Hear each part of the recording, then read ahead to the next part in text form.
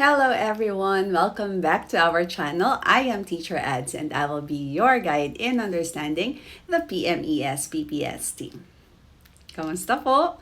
Medyo matagal po tayong nawala. Medyo nagiging active tayo sa Facebook, pero syempre, balik pa rin tayo dito lagi sa YouTube. Okay, so sa mga Facebook followers po na ngayon lang po napadpad dito sa YouTube, welcome na welcome din po kayo dito. And please, don't forget to subscribe, like, and share itong video natin. Ang atin pong tatalakayin for this video ay ang bagong baba na EIPCRF for 2025 to 2026. Ang atin pong EIPCRF for this school year ay aligned na rin para doon sa one classroom observation per year. At meron din po itong feature kagaya ng teacher's commitment form. So, titingnan natin kung paano natin ilalagay yung ating mga indicators na kinamit for this school year dito sa ating bagong EIPCRF. So, ready na po kayo manood? Ready na rin po ako mag-discuss.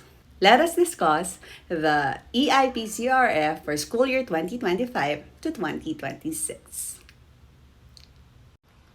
Magsisimula po tayo dito sa pag-download ng ating EIPCRF mula sa link na ibinigay ng BHROD ay ang EIPCRF. Meron po mga iba na hindi pa sila nagda-download ay gusto nang mag-enter. Pero hindi po pwede yon. Kapag ka po tayo ay gagamit ng ating EIPCRF, i-download po muna natin para po magamit natin ng maayos. So, i-download natin at kapag ka po nasa downloads na natin ang ating EIPCRF, tayo po ay mag-right click. Okay? So, antayin natin. Okay, dito tayo sa downloads. So, ito na po ang ating EIPCRF for 2025 to 2026. Right click natin, tapos punta tayo sa properties. And then, meron po kayo dito makikita na unblock. Tick nyo lang po yan, and then okay. Tapos, tsaka nyo po i-open. And then, pag na-open nyo na yung inyong Excel file, makikita nyo po dito na nakalagay Enable Content. Kapag po nakita nyo yung Enable Content, click nyo po yun at magagamit nyo na po siya ng maayos. Okay? So, ito po yung ating official na electronic IPCRF tool for school year 2025 to 2026. Okay? So, para po dun sa mga nagtatanong na nasan po ang IPCRF ng para sa highly proficient teacher, sa distinguished teacher, sa proficient teacher, sa beginning towards proficient, nandito lang po yung lahat. Isa lang po ang ating IPCRF para sa lahat ng mga career stage. So, mamimili lang po kayo dito ng career stage. Kunyari kayo po ay highly proficient, yan. Magiging blue na po ang inyong document. Kung naman po kayo ay mga distinguished teacher, magiging orange naman po ang inyong document. So, yun pa rin po ang ating gagamitin. Pero, hindi pa tayo mangangarap, malayo pa tayo dyan. Dito lang tayo sa beginning towards proficient. Okay? So, ayan. Start na natin. Tapos, syempre, wala naman tayo magagawa dito kung disagree ba or agree. Agree lang yung ating i-click. Now, let us go to region. Gawa-gawa lang muna tayo ng ibang data, ha? So, NCR, tapos Quezon City, tapos ang school ID kunyari ay 1, 2, 3, 4, 5, 6, kunyari lang. Tapos ang school name ay Mads ES. Capitalize natin lahat. Okay. Tapos, ang school type, mamili ng urban or rural. So, urban ako. Tapos, ang school size ko ay small.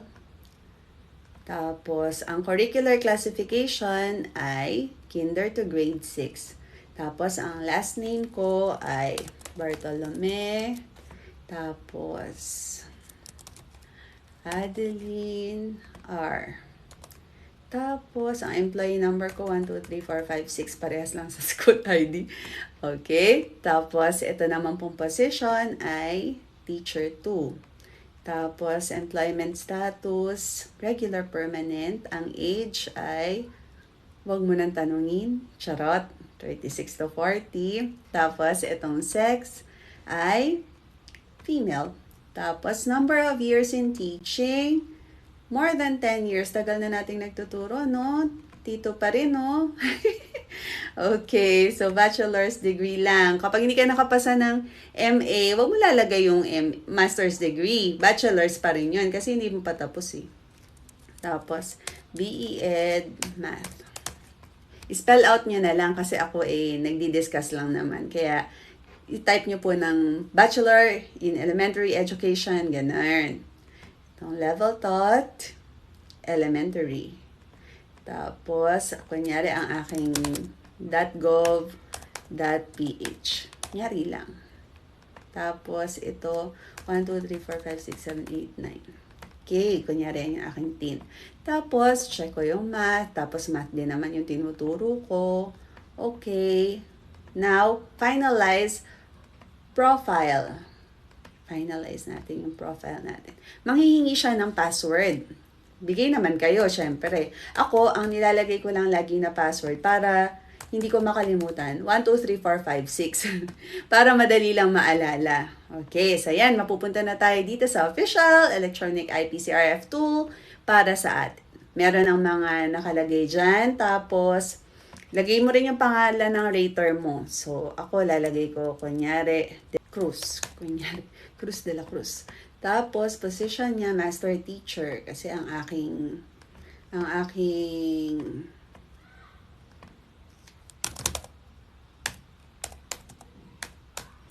yan. Ang date of review, kung kailan kayo ni-review, syempre, kung halimbawa, March 31 kayo nag-review, di March 31 yung lalagay nyo dyan. Kunyari, type 2026-03-31 kasi March 31, 2026. So, halimbawa, nagkaroon ka na ng CO nyo, yung first CO nyo, lagay nyo dito, rating nyo, kunyari ay, kapag beginning towards proficient ay 2 to 6, 2, 3, 4, 5, 6. So, 2 to 6, so we have here, kunyari 5, tapos 6, tapos 5, 6, 6, 5, 6, 6, 5. Okay, tapos nag-check na rin kayo syempre ng inyong mga NCOI. So, kunyari, ang rating nyo for NCOI ay 5. Sa timeliness naman ay 4. Tapos dito ay 4. Dito naman ay 3. Syempre, kung wala kayong documents, edi mas mababa, di ba? 3, 4. Teacher Ads, gusto ko mataas eh. Kahit wala akong documents, bahala na lang po kayo sa buhay ninyo.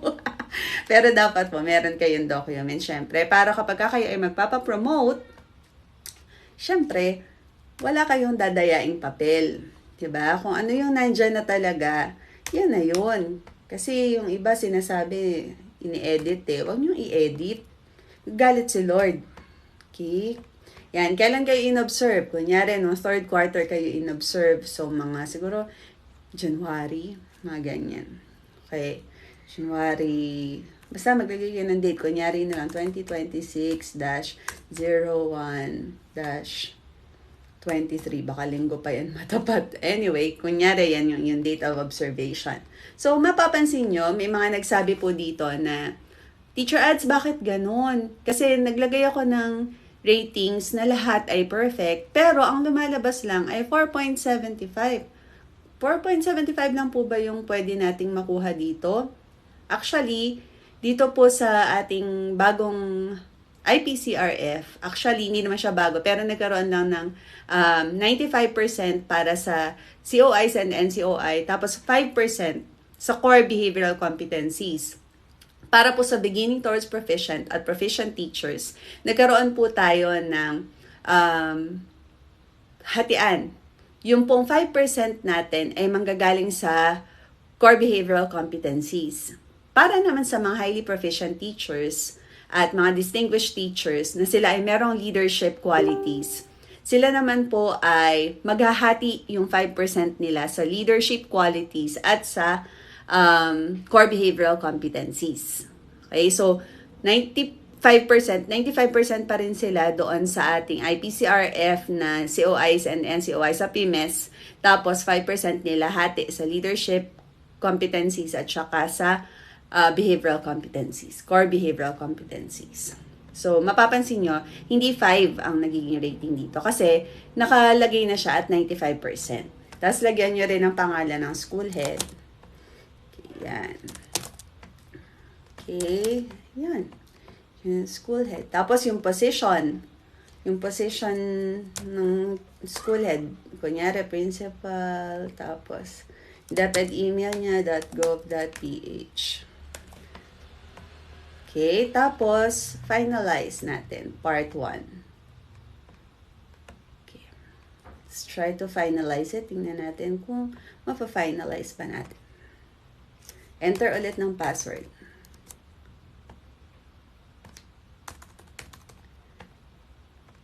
Yan. Okay. Yan.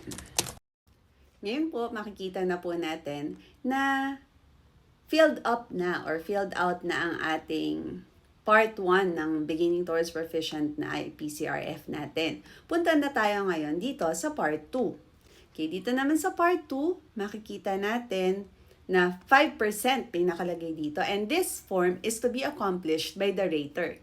So, ang mangyayari kapag in-accomplish na natin yung part 1, ipapasa na natin ito kay rater. So, kunyari, ako, ipapasa ko sa master teacher ko. Tapos siya yung magre-rate para sa akin dito. Kasi, depende sa kung ano yung nakita niya sa akin. Yun yung magiging rating niya dito. Kagaya ng self-management. Paano ko ba i-manage yung sarili ko? Okay? So, ang pinakamataas na rating dito ay 5 at ang pinakamababa naman ay 1. So, kunyari, nirate ako ni rater. So, kunyari yan. Tapos, dito naman, professional naman tayo. Meron naman tayong sinusunod na code of conduct. Pero basahin yan isa-isa dapat ni rater para maging okay naman yung kanyang rating. O, kunyari yan. Para mabilis. Okay.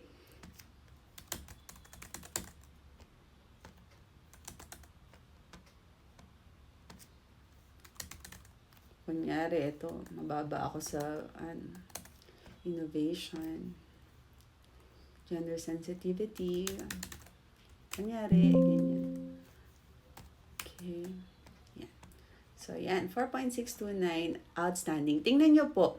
'Di ba kapag na-rate na po yan ni master teacher, ito po yung mangyayari. Kung mapapansin nyo po, ito po yung ating rating. Meron pong part 1 na professional standards, 95%. Ang rating po ng nakita natin dito ay 4.219. At para naman sa core competencies na 5% para sa beginning towards proficient at proficient teachers, ang rating ko naman ay 4.629. Okay? Ang total po nito ay 4.450 para sa ating final performance results. At ito po ay very satisfactory. Okay? So, ito po yung prepared by, recommending approval, and approved by. Pag natapos na po ito, kapag po na-accomplish na natin lahat, pupunta na po tayo dito sa part 4 na IDP. Ang iba po, sinasabi nila na, Teacher Ads, bakit hindi namin ma-edit itong IDP? Hindi nyo po talaga ma-edit itong strength and development needs kasi po nagmamatic po ito. Automated po siya. Nanggagaling siya doon sa kung ano yung result ng ating IPCRF at saka sa core behavioral competencies. Nagdidiretso siya dito. Okay? Ngayon, teacher, kasi 'di ba nung beginning ng IPCRF natin, yung ating PIMES, nung ibinaba siya, meron kaming IPCRF na IDP. Yung nandun ba, yun din ba yung ilalagay ko dito? Hindi na po. Hindi nyo na po yan lalagay doon. Bakit? Kasi, ito pong ating IDP na nandito sa IPCRF natin sa year-end ay magbabago na, syempre. Kasi nung mid-year, nagpaplano ka pa lang kung paano mo gagawin. Ay, nung binaba yung tool, mid-year na tatawag ko kasi mid-year na siya bumaba. Pero actually, hindi siya dapat ganon. Dapat ang ating IPCRF ay nagsisimula talaga sa June. Kung bumaba siya ng June, before pa mag-mid-year, dapat meron ka ng plano. Yung plano natin na yung IDP natin ng beginning ng school year ay nagbabago yan during the school year. Okay? Kaya kung makikita nyo po sa isa sa mga objectives natin, meron po tayong IDP at may updated IDP. Yung IDP natin, yun yung ginawa natin ng unang beses, at yung updated IDP naman natin, yun naman po yung gagawin natin dito sa ating IPCRF. Siyempre, magbabago na siya. Bakit siya magbabago? Kasi habang ginagawa natin yung ating plano, nagkakaroon na tayo ng pagbabago sa ratings. Kasi maaaring yung nasa plano mo, nagawa mo na sa duration ng school year, kaya mawawala na siya dito kasi humusay ka na pala doon. Hindi po na pala siya kailangang ilista dito kasi nagawa mo na siya eh. Iba pala ang, in actuality, iba pala yung iyong mga strengths and needs. Okay? So, maaaring ganun yung nangyari. Maaari rin naman na, ay parehas, talagang nakikita ko kung ano talaga yung mga development needs ko at kung ano talaga yung mga strengths ko. So, etong mga nakikita mo dito ay, iyon pa rin ba yung nandoon sa listahan mo nung first IDP mo? Kung yun pa rin, edi okay lang. Pero kung halimbawa, dahil tinarget mo na siya nung nakaraan, na-accomplish mo siya, ibig sabihin, nagbago na. Maaaring iba yung lumabas na strengths at development needs dito. Huwag po nating kopyahin yung ating action plan noong nakaraang IDP natin sa simula ng taon. Okay, magbabago po iyon talaga dito. Kasi nga po, ito po ay tinatawag na updated IDP. Itong part 4 na ito doon sa ating final or sa end of school year na IPCRF. Okay, so magkaiba po yun, tatandaan po natin. At syempre, may bago kang timeline at may bago kang resources needed. Hindi mo na pwedeng ilagay dito yung school year 2025 to 2026 kasi tapos na. Kailan mo gagawin itong mga bagong action plans mo para sa mga development needs mo na nakita for this school year? Okay, so ganun po siya. Ganun din po dito sa core behavioral competencies, lalagyan nyo rin po yan. So, kapag nagawa mo na po yan, kunyari, nalagyan mo na yan, naglagay ka na ng, lagyan ko lang po ng mga kung anik-anik lang muna. Yan, syempre, kayo na po ang maglalagay niyan. Kasi required eh, bago ako makamove sa next. Okay. Yan.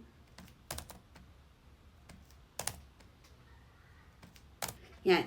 Tapos, may makikita po kayong dalawang buttons dito. Yung isa po ay commitment form, yung isa naman po ay finalize IPCRF. Kung kayo po ay nagkaroon ng teacher's commitment form sa simula ng PMES natin for this school year, kasi kung kayo ay nagpa-promote, tapos yung sa teacher's commitment form nyo, ang target nyo ay mag-improve ang inyong rating, gumawa kayo ng additional activities para doon sa mga indicators na nandoon sa ating previous IPCR na mababa at hindi nakaabot sa requirement, yung hanggang 3 indicators na pwede nating i-commit, pwede nyo po i-edit ito dito sa commitment form. Click nyo lang po yung commitment form. To begin part 5, select an objective from the drop-down in the leftmost part of the PPST indicator column. Fill up the rest of the table accordingly. Okay. So, kunyari, ang indicator mo na naging S ay 2.3.2. So, nandyan na yon. Tapos, kung ano yung rating mo nung nakaraan, kunyari, ang rating mo ay S.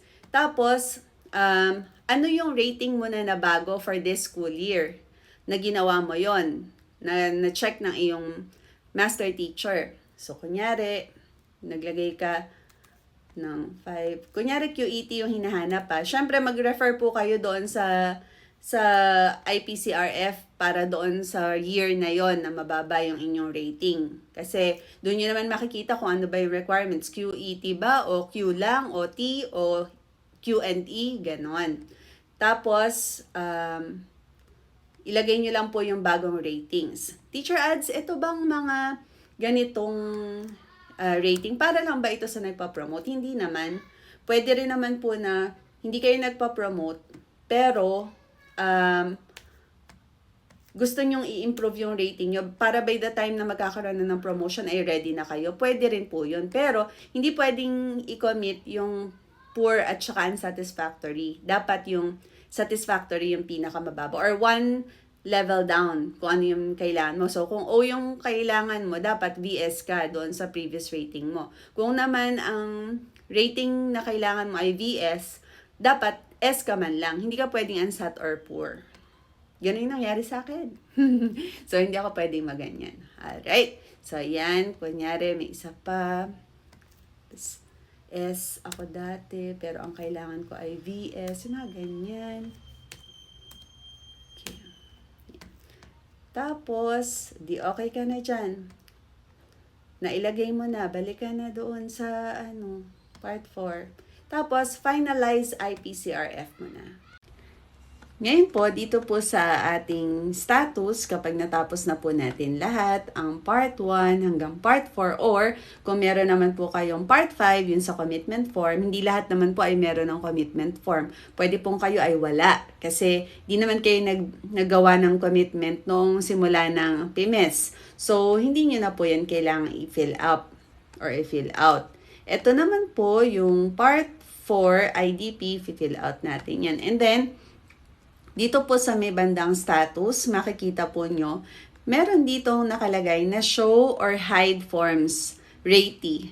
So, di ba nakikita po dito yung part 1, part 2, part 3, part 4, part 5, tapos ayaw nyo ipakita yan. Baka mamaya may ibang makakita, so secret lang to. Ayaw kong ipakita, ang pwede lang makakita nito ay ako lang at ang aking rater. So, dahil doon, gusto ko siyang i-hide. Mag-enter ako ng password. And then, look! Natira lang ay status. Kasi, hindi na yan